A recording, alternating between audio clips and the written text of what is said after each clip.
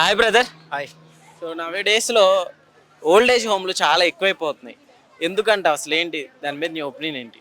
దానివల్ల ఉపయోగం ఏంటంటే ఒకటే, చిన్నప్పటి నుంచి పెంచి వాళ్ళని పెద్ద చేసి మంచి మంచి ఉద్యోగాలు వేరే వేరే కంట్రీలు ఎక్కడెక్కడికో పంపించి చేస్తే వీళ్ళు ఏం చేస్తుండ్రు, అడ్డు అంటే నాకు అడ్డున్నారు, ఆ కోళ్ళేపు నుంచి అవని లేకపోతే పిల్లల నుంచి అవని ఎవరైనా సరే ఇంట్లో ఒక అడ్డు ఉంది అన్నట్టుగా తీసుకెళ్ళి ఒక, అంటే ఎలా జరుగుతుందంటే ఒక చెత్త కొట్లు మన చెత్తను ఎలా అయితే పడేస్తామో అలాగా ఒక తల్లిని పడేస్తున్నారు దాంట్లో. అంటే అక్కడ ఆమె ఎలా ఉంటుంది ఏంటి, ఎలా పెంచింది, ఆ బాధ ఉంటుంది ఆమెకి.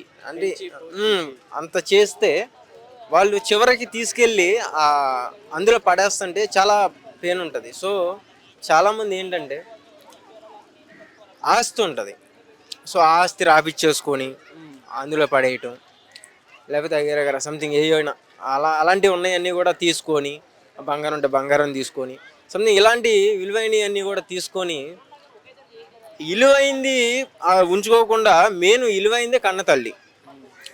ఆమెని మనం కోట్లు పెట్టుకోలేము, ఎంత ఉన్నా సరే మనం తక్కువ. సో కానీ ఆ కన్న తల్లికే నువ్వు విలువైనప్పుడు బంగారం ఏం చేసుకుంటావు, డబ్బు ఏం చేసుకుంటావు, నీ పేరేం చేసుకుంటావు, నీ చదువు ఏం చేసుకుంటావు. సో అది అంటే ఇప్పుడు ఎందువల్ల అంటావు ప్రతి ఒక్కళ్ళు ఇట్లా అంటే కని పెంచిన అమ్మ నాన్నల్ని ఇట్లా ఓల్డ్ ఏజ్ హోమ్లో వేయడానికి? సో ప్రతి ఒక్కరు ఎక్కడ అంటే ఫాల్ట్ అంటే రోజు రోజుకి ఓల్డ్ ఏజ్ హోమ్లు ఫుల్ అయిపోతున్నాయి, అంటే ఉన్నాయి కొత్తగా కూడా పుట్టుకొస్తున్నాయి. అంటే ఏంటి, ప్రతి ఒక్కరు చదువుకున్న వాళ్ళే ఈ జనరేషన్లో కూడా చదువుకున్న వాళ్ళే ఓల్డ్ ఏజ్ హోమ్లో వేస్తున్నారు. తిన్నదరక్క బలుపు, దాన్ని బలుపు అంటారు. ఎందుకంటే అదే చదువు లేదు ఆడికి, వాళ్ళ అమ్మ చదివిలా, వాళ్ళ అమ్మతో పాటు పొలం పనికి తీసుకెళ్ళింది. వాడి పరిస్థితి ఏంటి, ఏం చేసేవాడు? అలాగే వాళ్ళ అమ్మతో పాటు ఆ గంజి నీళ్ళు తాక్కుంటూ అలాగే ఉండేవాడు. కానీ రెక్కలు కష్టపడి చెమట ఊడ్చి వాళ్ళని ఒక మంచి స్థాయికి తీసుకొచ్చి మంచి పెళ్ళి చేసి ఈ పొజిషన్ తీసుకొచ్చిన తర్వాత ఏదో చెప్పింది, వీళ్ళు ఏదో చెప్పారు, లేదు చుట్టుపక్కల వాళ్ళు చెప్పారు అని చెప్పటం, తీసుకెళ్ళిపోయి అందులో పడేయటం ఒక ఆట అయిపోయింది అందరికీ కూడా. సో ఆమె లేనిది నువ్వు భూమి మీదకి వచ్చావా? లేవు కదా, కన్న తల్లి లేనిదే నువ్వు లేవు. సో ఆ కన్న తల్లికి నువ్వు విలువైనప్పుడు ఇంకా నువ్వు బతుకుంటాం కూడా వేస్ట్ కదా. సో అది తల్లిదండ్రులు కూడా ఇక్కడ పిల్లల్ని గారాబంతో పెంచడం అలా అట్లా ఏమైనా జరుగుతుంది అనుకోవచ్చా బ్రదర్? అంటే గారాభోగం అంటే ఇప్పుడు ఒకే కొడుకు ఉంటాడు, లేదా ఒకే కూతురు ఉంటుంది, మంచిగా నవ్వుకుంటూ ఏ దెబ్బ కొట్టకుండా మంచిగా అల్లారి ముద్దుగా పెంచుకుంటారు. సో అలాంటి వాళ్ళు కూడా వేస్తున్నారు, చాలా చూస్తున్నాం మనం యూట్యూబ్ ఛానల్లో కానీ సోషల్ మీడియా ఎక్కడ చూసినా ఇదే గోల అవుతుంది. సో అసలు ఎందుకు అలా చేస్తున్నారు అంటే, చదువు లేనోడు అదే పని చేస్తున్నాడు, చదువుకున్నోడు అదే పని చేస్తున్నాడు, ఒక మంచి స్థాయిలో ఉన్నోడు అదే చేస్తున్నాడు. అది ఎందుకు అంటే ఒక కన్న తల్లికి విలువ ఎందుకు ఇవ్వట్లా, అది నా క్వశ్చన్. ఏం చెప్తారు ప్రతి ఒక్కరు ఇట్లా ఓల్డ్ ఏజ్ హోమ్లో వేయకుండా మెసేజ్? ఒకటే మెసేజ్ అన్న, ఎవరైతే అలా తీసుకొచ్చి వేస్తున్నారో రేపన్న రోజున ఆయనకు కూడా అదే గతి పట్టింది 100%. ఎందుకంటే మన చేతుకున్న 5 ఏళ్ళు కరెక్ట్గా ఉండవు. మనుషులు కూడా మైండ్ సెట్లు ఎలా ఉంటాయి అంటే ఎప్పుడు రన్ అవుతా ఉంటాయి. సో అట్లాగే నువ్వు ఏ ప్లేస్ని అయితే పడేసినావో అదే ప్లేస్కి రేపు పొద్దున మీ పిల్లలు ఎవరైతే ఉన్నారో వాళ్ళు అలా పడేస్తే ఎంత బాధ ఉంటుంది. అదే బాధ మీ అమ్మ నీకు చెప్పుకోలే, ఓకే వాళ్ళకి నేను అడ్డున్నానేమో, వాళ్ళ ఎంజాయ్మెంట్కి నేను అడ్డు, వాళ్ళ హ్యాపీనెస్కి నేను అడ్డు అని. అంటే మీరు తినే దాంట్లో ఒక ముద్ద పెడితే తిని కూర్చుంటుంది ఆమె, మనవాళ్ళతో ఆడుకుంటుంది, మనవరాళ్ళతో ఆడుకుంటుంది.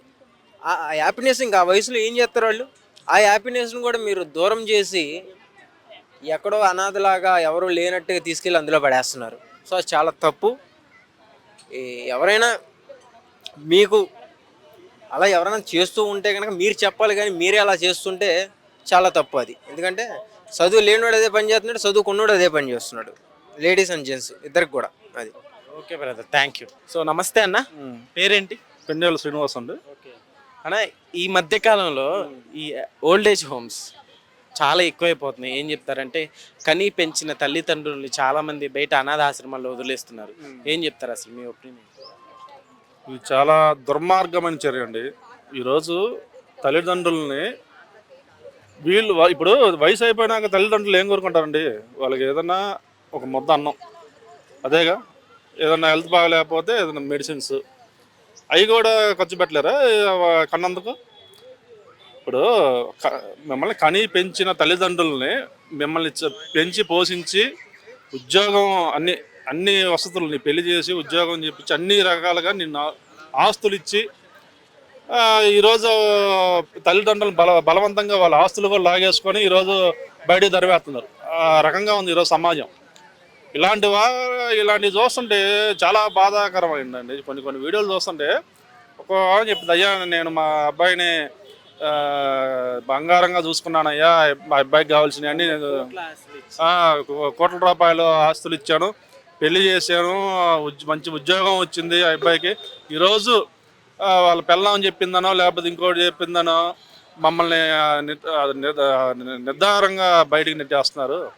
అలాగే ఈరోజు కొన్ని దిక్కుల్లో మొన్న ఎప్పుడో ఒకడు ఆస్తి కూతురికి ఇచ్చిందని తాటర పెట్టి తల్లిదండ్రులు దొక్కించాడు. ఇంకోటి ఇక్కడేమో ఆస్తి కోసం బలవంతంగా చేత రాపించుకొని ఆమెని తీసుకొని పోయి రోడ్డు మీద వదిలేసి వస్తున్నారు. ఇలాంటి మరీ దారుణం అండి. ఇలాంటివి చూస్తుంటే చాలా బాధ అనిపిస్తుంది. ఇప్పుడు ఆమె ఆస్తి తీసుకున్నావు, అన్నీ తీసుకున్నావు, ఆమె ఇచ్చిన జన్మ తీసుకున్నావు, మళ్ళీ ఇప్పుడు ఆమెనే ఈ నిర్దాక్షిణ్యంగా ఈ రకంగా బయటకు నెట్టేస్తున్నావు అంటే అది ఎంత దారుణం అండి. ఇలాంటి వాళ్ళు మేము కఠిన చర్యలు తీసుకోవాలని నేను అనుకుంటున్నాను. అంటే ఎటుపోతుందంటే ఈ జనరేషన్ ఏం చెప్తారండి, ఎందుకంటే ఇప్పుడు ఎక్కువైపోతున్నాయండి ఈ ఓల్డ్ ఏజ్ హోమ్స్ ఇవన్నీ. సో జనరేషన్ చేంజ్ అయ్యే కొద్దీ ఇంకా చదువుకునే వాళ్ళు ఎక్కువ పెరుగుతున్నారు. They have no all things about that. So దేని గురించి ప్రతి ఒక్కటి మన మొబైల్ ఫోన్లోనే జోబులోనే ఉంటుంది. సో అయినప్పటికీ ఇలాంటి ఇన్సిడెంట్లు జరుగుతూ ఉన్నాయి. ఏం చెప్తారు అసలు? ఈరోజు రాను అనేది జనరేషన్ పెరుగుతుంది, టెక్నాలజీ పెరుగుతుంది, కానీ ఈ మనిషి ఆలోచన అనేది రోజు రోజుకి చెడిపోతుంది. ఇప్పుడు ఎంత టెక్నాలజీ ఉంటేమి, ఎంత జనరేషన్ పెరిగితేమి, మనిషి బుద్ధి మారినప్పుడు, మనిషి బుద్ధి మారినంత కాలం బ్రహ్మంగారు చెప్పారు ఒకప్పుడు, కలియుగం ఈ మనిషి వల్లే కలియుగం అంతరించిపోయిద్దని. అలాగే ఈరోజు ఈరోజు యుద్ధాలని అయ్యని అనుభవములని ఈరోజు ప్రపంచం మొత్తం మనిషి చేతిలోనే ఈరోజు అంతరించిపోతుంది. ఈ రకంగా తల్లిదండ్రులని ఇబ్బంది పెట్టేవాళ్ళు ఈడింకా త్వరగానే నశించిపోతాడు. ఇప్పుడు వాళ్ళు కోరుకునేది ఏముందండి, ఒక రూము, మామూలుగా వాళ్ళకు బెడ్, లేకపోతే ఏదైనా ముద్ద అన్నము, అవి కూడా పెట్టలేని పరిస్థితిలో ఉన్నారు. ఇప్పుడు వాళ్ళ ఆస్తులు అన్నీ లాక్కొని ఈరోజు వాళ్ళు నిర్దాక్షిణ్యంగా బయటకు నెట్టేస్తున్నారు. చాలా దారుణం. ఈరోజు అనాథాశ్రమాలు కూడా ఎక్కువైపోయినాయి. వృద్ధాశ్రమాలు, అనాథాశ్రమాలు అని అంటే వీళ్ళు అక్కడ ఉన్న వృద్ధాశ్రమంలో వాళ్ళకి ఇంక కొత్త ఫ్రెండ్స్, అదే వాళ్ళకి లోకం. నేను ఒక యూట్యూబ్ ఛానల్లో ఒక ఆంటీ ఇలాగే వృద్ధులందరినీ సేరదీసి వాళ్ళకి 3 పూటలు అన్నం పెడతా ఉండేది. ఆ వీడియోలు కూడా నేను చూస్తుంటా. ఒక ఆంటీ వీళ్ళంతా తల్లిదండ్రులు పిల్లలు వదిలేసిన వృద్ధులు, వాళ్ళందరికీ ఆమె పోషిస్తా, 3 పూట్ల మంచి ఆహారం పెడతా, ఆమె కంటికి రెప్పలా చూసుకుంటా. వాళ్ళకి ఎవరన్నా మనిషి చనిపోయినా కూడా ఆమె వాళ్ళకి దహన కార్యక్రమాలు చేస్తా చూసుకుంటున్నారు. అలాంటి సేవా సంస్థలు కూడా చాలా ఉన్నాయి ఈరోజు. ఎందుకంటే పిల్లలు పట్టించుకోకపోయినా ఈరోజు చాలా సేవా సంస్థలు, ఈ వృద్ధాశ్రమాలు, అలాగే విధిగా సేవా సంస్థలు కూడా ఈరోజు వాళ్ళని కంటికి రెప్పల్లా చూసుకుంటున్నారు.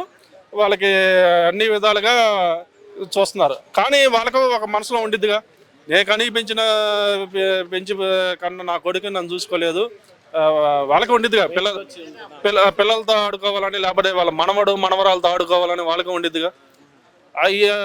ఒక వయసు అయిపోయినాక వాళ్ళని నిర్దాక్షిణ్యంగా బయటకు నెట్టేయడం కరెక్ట్ కాదు. ఇది మారాలి. దీని మీద గవర్నమెంట్ కూడా చర్యలు తీసుకొని ఈ రకంగా తల్లిదండ్రులని బయటకు నెట్టేసే వాళ్ళ మీద చర్యలు తీసుకోవాలని నేను కోరుతున్నాను. ఓకే అన్న, థ్యాంక్ యూ.